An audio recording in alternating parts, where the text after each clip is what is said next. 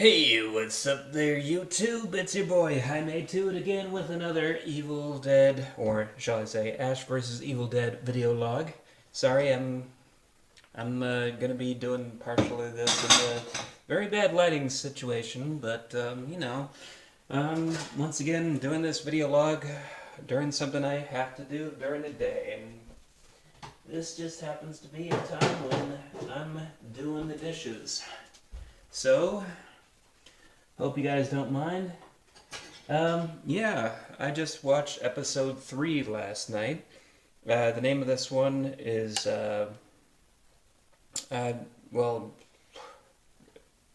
Books of Beyond or something like that. You can check the thumbnail for this video log to double check there. And in this particular episode, we have the continuing adventures of Ash, Pablo, his sidekick, and the girlfriend going around trying to figure out how to stop this, how to stop the Deadites going around town. And in this episode, they stop at a bookstore owned by a guy who can translate the Necronomicon, and to try and defeat the demons, they're going to translate passages from there and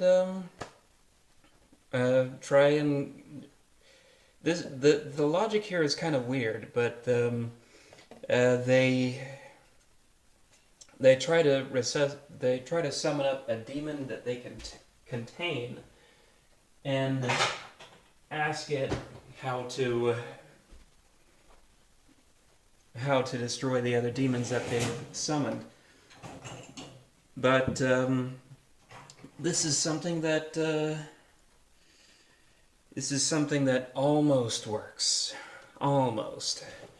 Spoiler alert, it gets loose. So, what we have is another kind of demon, not just a regular Deadite variety, but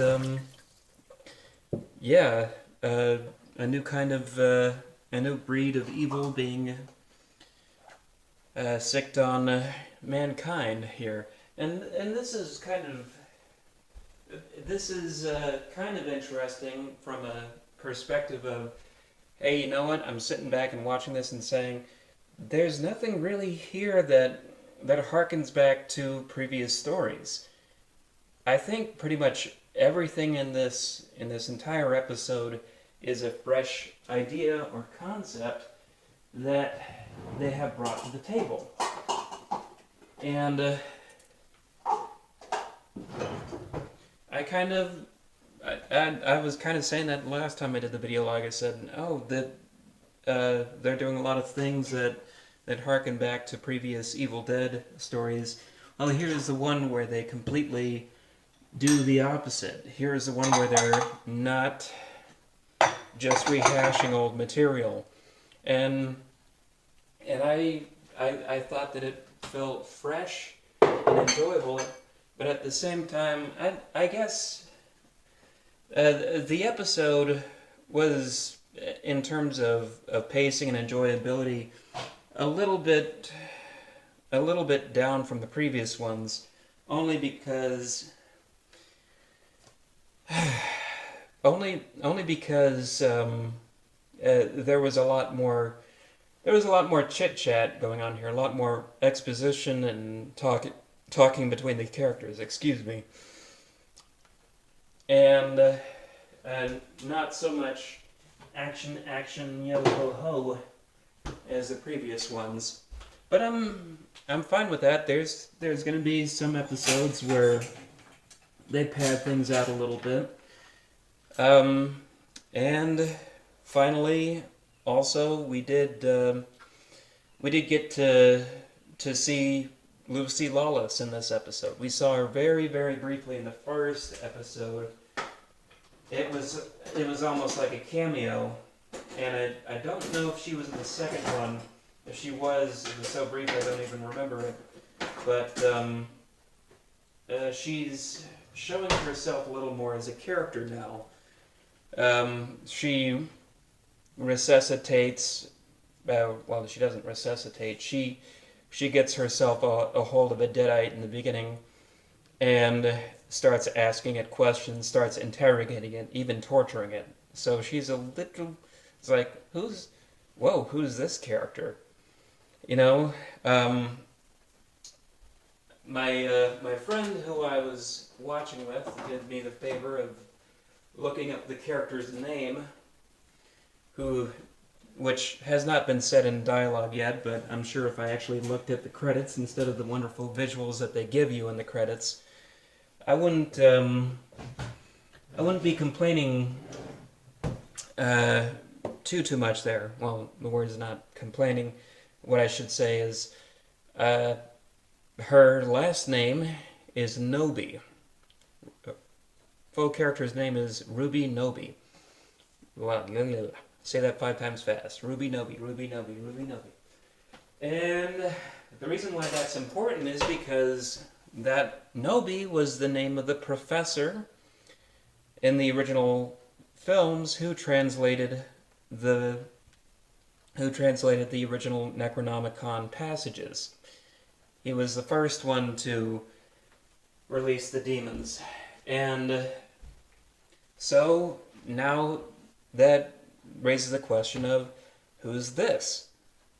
Who's this Nobi character? Are they related? I'm guessing so. Maybe it's his daughter, or if the second film was any indication, he did have a daughter, and she died by the end of that movie, unfortunately. But maybe he had 2 daughters, or maybe this is a niece. I don't know. She's just following in the same footsteps of the previous Nobi. So this is going to be interesting. There's also the case of, this episode opened my mind a little bit. Like, I finally found myself asking a question that's sort of been a glaring question in the entire franchise. Now that I start thinking about it, we have a book that resuscitates the damned, but in order to resuscitate, in order to bring deadites into this world, this dimension, all it takes is just reading a few small passages. In every film, in every video game, that's all it takes, is just a few small passages. But here's the one thing to consider. This is a book. And so those passages are just going to be, a couple of pages, maybe one page. That's all it takes. So there's 200, 300 pages maybe in this book, and it's not just illustrations. What is in the rest of the book? And it seems like the implications in this episode are, every page gives you a new potential demon to conjure up, and that's what this episode gives us, is, like I said before, a very new kind of demon. It looks like, to describe this demon, I forget what it was called, but it looks like something out of Pan's Labyrinth or Hellraiser. It's this very creepy, naked sort of, I should say, unisex form, very, very fleshy, very thin, no eyes. Just not even signs of eyes being gouged out. It just has no eyes, just a mouth. And the whole form of the thing is flickering. Almost like a a fuzzy VHS tape bouncing around, and it's something you see in other horror films, but it's new to this particular franchise. So I'll give them credit for that. Yeah, I looked at the making of this time. They didn't have too much to say that was standoutish, except for they did talk about their actor who portrayed this demon, and most of what you're seeing on him is not a costume. You know, this guy.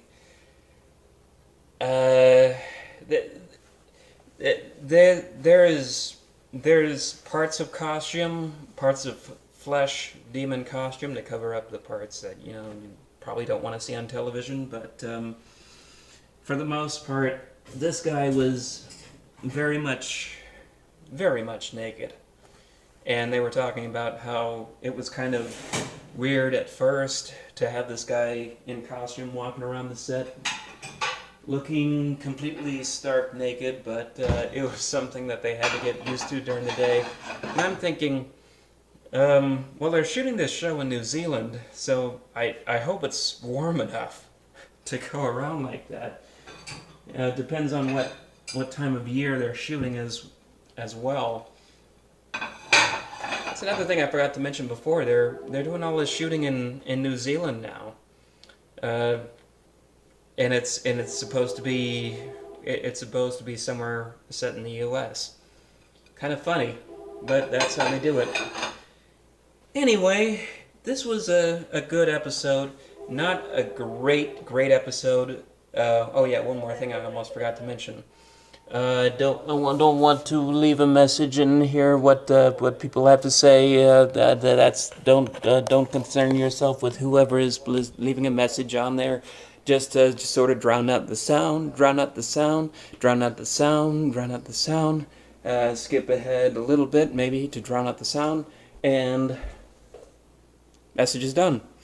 Okay. That was close. So, yeah, what I was gonna say was the previous story with the detective is finally starting to intersect with Ash's story. So, I'm liking the road trip sort of storytelling that they have going through here. It's a good episode, not a great episode, not 2 thumbs up, just sort of a okay thumb up. Let's see where this goes after this. So that's all I have to say on this one. Just I'll update you guys next week with episode 4, and let me know if you'd like to see more of these. If you like the aspect of me doing random stuff while I do these video logs, let me know what you'd like to see me do next. I guess, other than that, give this video a thumb up if you like it. Ciao for now, y'all.